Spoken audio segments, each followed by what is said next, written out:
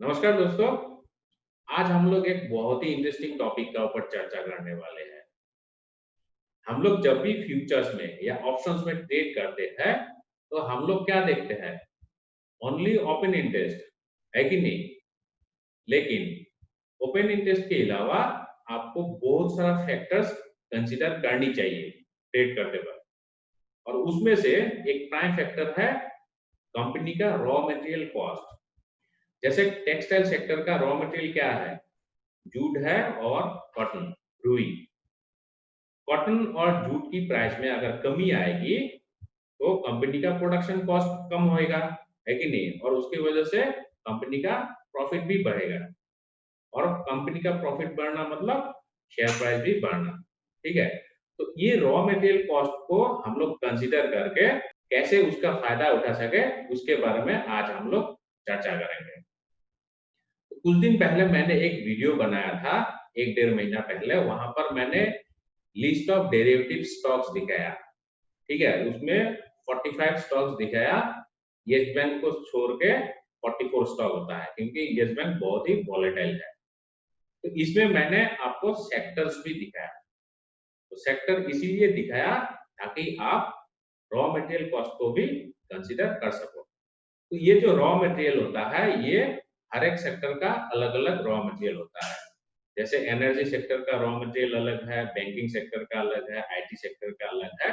तो हम लोग इस रॉ मटेरियल कॉस्ट को कंसीडर करके कैसे डेरिवेटिव सेगमेंट में ट्रेड करेंगे उसके ऊपर आज हम लोग चर्चा करेंगे। तो वैसे तो बहुत सारा सेक्टर्स है, ये सारी सेक्टर एक वीडियो में कवर करना मुश्किल होगा।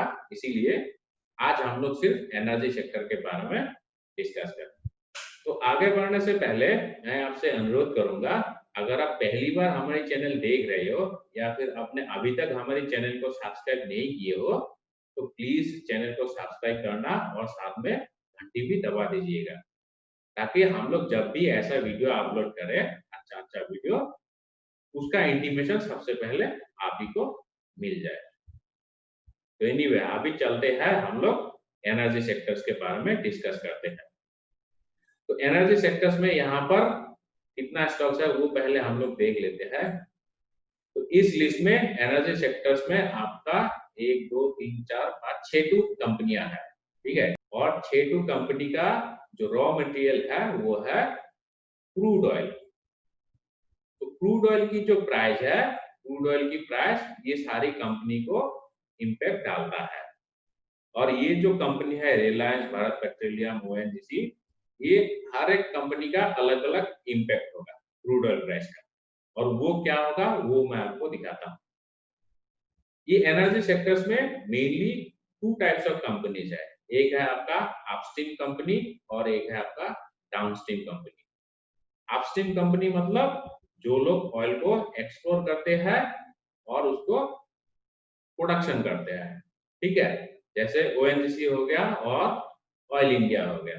तो ये दोनों आपका अपस्ट्रीम कंपनी है। ठीक है?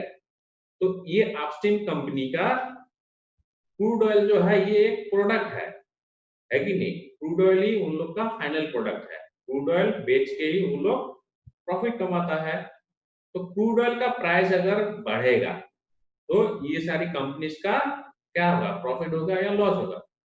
ऑब्वियसली इन लोग का भी लॉस होगा, उसकी वजह से उन लोग का शेयर प्राइस भी बढ़ेगा, है कि नहीं?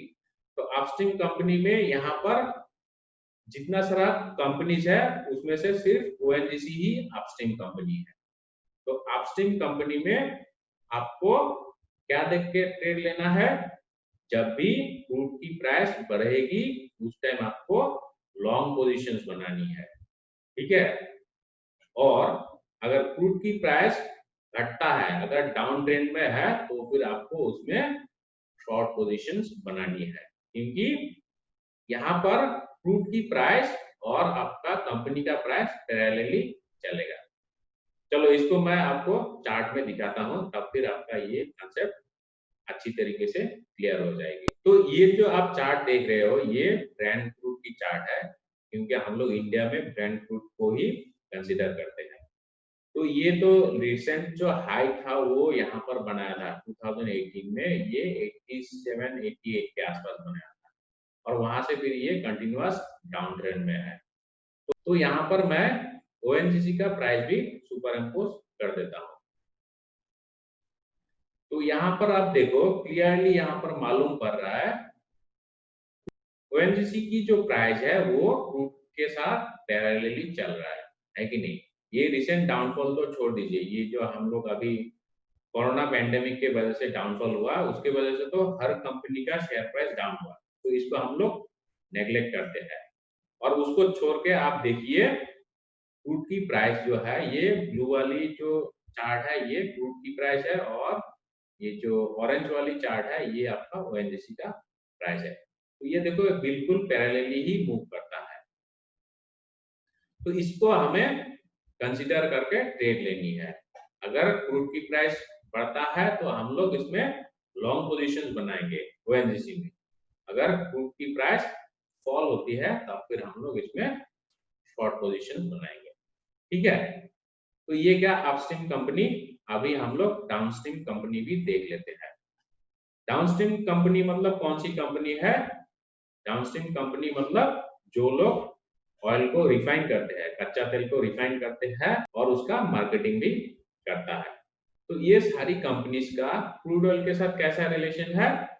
क्रूड ऑयल अगर घटता है क्रूड ऑयल प्राइस तब फिर ये सारी कंपनीज का प्रॉफिट भी बढ़ेगा, उसकी वजह से इन लोग का शेयर प्राइस भी बढ़ेगा। मतलब इन लोग का जो रिलेशन है ये ऑपोजिट रिलेशन है। ठीक है, तो ये सारी कंपनीज क्रूड ऑयल को एज रॉ मटेरियल यूज करती है।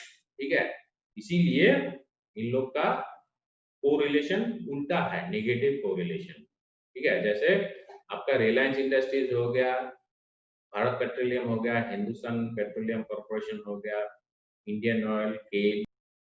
तो यहाँ पर भी मैं आपको एक एग्जांपल लेके दिखा देता हूँ। जैसे रिलायंस इंडस्ट्रीज, रिलायंस इंडस्ट्रीज का वैसे भी इन लोग का अपस्ट्रीम और डाउनस्ट्रीम दोनों कंपनियां हैं, लेकिन उनमें से ये लोग डाउनस्ट्रीम में ज्यादा शेयर है। मतलब रिलायंस का जो पेट्रोकेमिकल बिजनेस है, जामनगर रिफाइनरी जो है वो तो एशिया में लार्जेस्ट रिफाइनरी है, तो इसीलिए उन लोग डाउनस्ट्रीम में ज्यादा है कंपेयर टू अपस्ट्रीम। तो मैं यहाँ पर रिलायंस का भी चार्ट लेके आपको दिखा देता हूँ।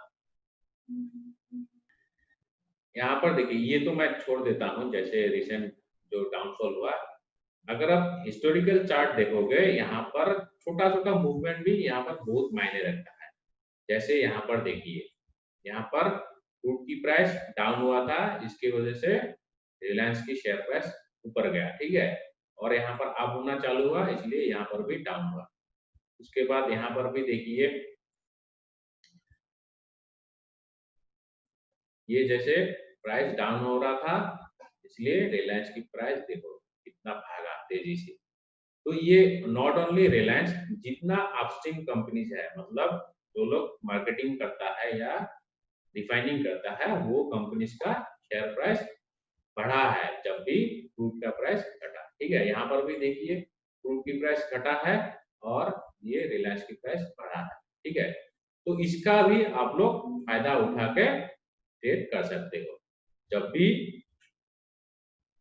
क्रूड की प्राइस कम होएगा उस टाइम आपको लॉन्ग पोजीशंस बनानी है, रिलायंस में, बीपीसीएल में, एचपीसीएल में, गेल में भी। ठीक है, और जब भी क्रूड प्राइस बढ़ेगा, कच्चा तेल बढ़ेगा, उस टाइम फिर हमें शॉर्ट पोजीशन बनानी है, क्योंकि उस टाइम आपका जो ये सारी कंपनीज है, ये सारी कंपनीज का शेयर प्राइस घटने की चांसेस बहुत ज्यादा है। ठीक है, तो ये तो गया एनर्जी सेक्टर। नेक्स्ट वीडियो में हम लोग और एक दूसरा सेक्टर के बारे में बात करेंगे। तो कैसा लगा ये कोरिलेशन, रॉ मटेरियल और शेयर प्राइस की कोरिलेशन, ये कमेंट बॉक्स में जरूर लिखिएगा। अच्छा लगा तो अच्छा लिखिएगा, खराब लगा तो खराब लिखिएगा। तो आज हम लोग यहाँ पर ही छोड़ देते हैं, फिर नेक्स्ट वीडियो में हम लोग डिस्कस करेंगे और दूसरा एक सेक्टर के बारे में। तो तब तक के लिए गुड बाय, टेक केयर।